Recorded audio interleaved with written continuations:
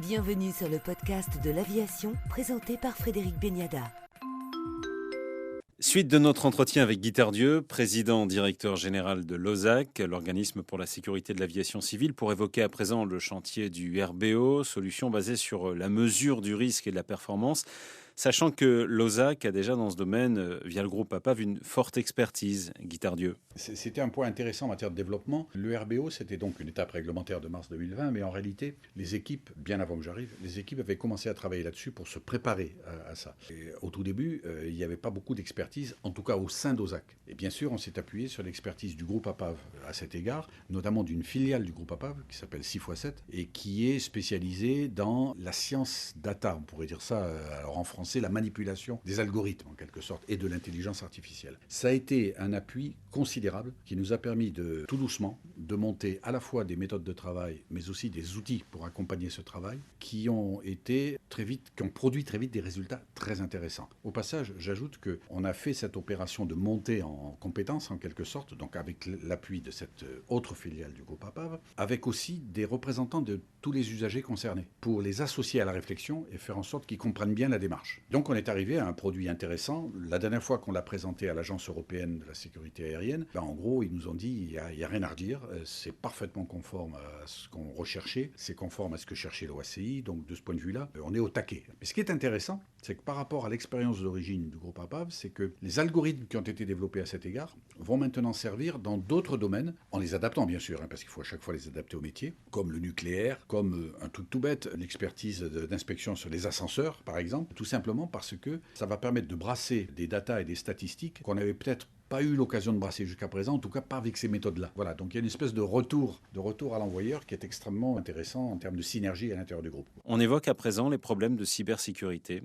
Alors, sur la cybersécurité, ça va être un peu le même, avec un petit décalage, puisque c'est pour décembre 2023, mais on s'y met là maintenant. Ça va être un peu la même démarche, c'est-à-dire qu'on part de zéro ou à peu près, on n'a pas à l'intérieur de l'équipe OSAC de spécialistes de la cybersécurité, et Dieu sait qu'il n'y en a pas beaucoup sur la planète. En revanche, là aussi, le groupe APAV vient, alors par un jeu d'acquisition, d'avoir une filiale qui s'appelle Opida d'ailleurs, qui est spécialisée dans ces domaines-là. Les gens ont de l'expertise et on va s'appuyer sur eux pour développer justement un peu d'expertise, pas forcément chez nous, mais en tout cas pour nous aider à challenger ce qui va sortir en termes de réglementaire de l'EASA. Parce que notre expérience métier en quelque sorte nous amène à dire qu'il faut être très prudent, très challenging lorsque l'agence européenne sort ou va sortir des nouveaux règlements, être le plus en amont possible pour pouvoir amener une contribution destinée à faire en sorte qu'on comprenne bien comment il faut, sur le terrain, mettre en œuvre les parties réglementaires qui vont arriver. Parce que sinon, si on prend ça brut de fonderie, on a un mal fou à les mettre en œuvre et on arrive difficilement à être conforme à ce qui est recherché. Donc voilà un peu le challenge. Donc on va faire la même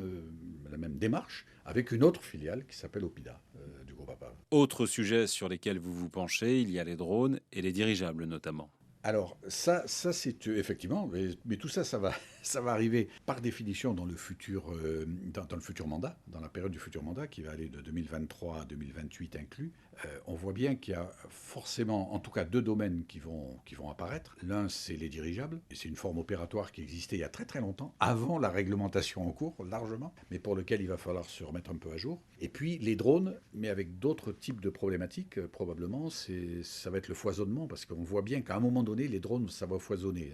Donc le foisonnement, c'est-à-dire toute la problématique d'interopérabilité, en espace bas, avec les autres aéronefs et tout ça. Donc ça va échapper. OSAC n'est pas directement impliqué là-dedans, mais OSAC va probablement être impliqué sur la partie navigabilité des drones. Donc ça, c'est un challenge et un enjeu pour les périodes à venir. Alors, j'en rajouterai un, indépendamment à la fois des problèmes réglementaires, de ce qu'on a évoqué par rapport au mandat à venir, etc. C'est un enjeu avec un challenge qu'on s'est fixé, c'est s'aventurer dans le champ militaire, ou plus exactement dans le champ des aéronefs d'État.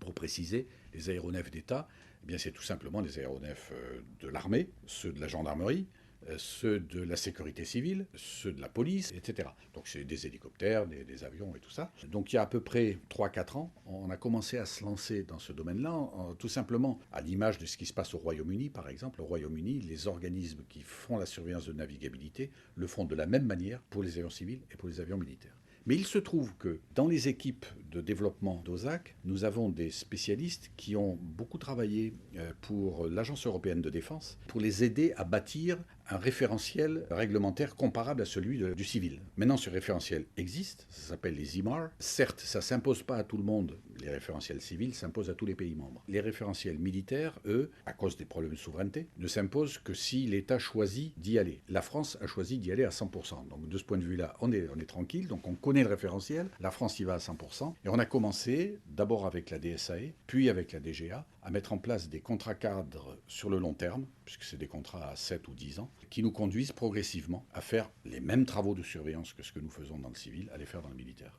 Et ça, c'est une aventure fantastique. Vous regardez aussi les avions du futur, les avions électriques, les avions à hydrogène ou autres? Alors là-dessus, on regarde effectivement tous ces domaines-là. J'ajouterai une préoccupation à propos des problématiques de maintenance prédictive. Autrement dit, on regarde tout ce qui, de près ou de loin, peut avoir quelque chose à voir avec la navigabilité. Alors la maintenance prédictive, typiquement sur les avions actuels d'ailleurs, peut avoir avec la navigabilité, donc il faut qu'on regarde de plus près ce que ça donne.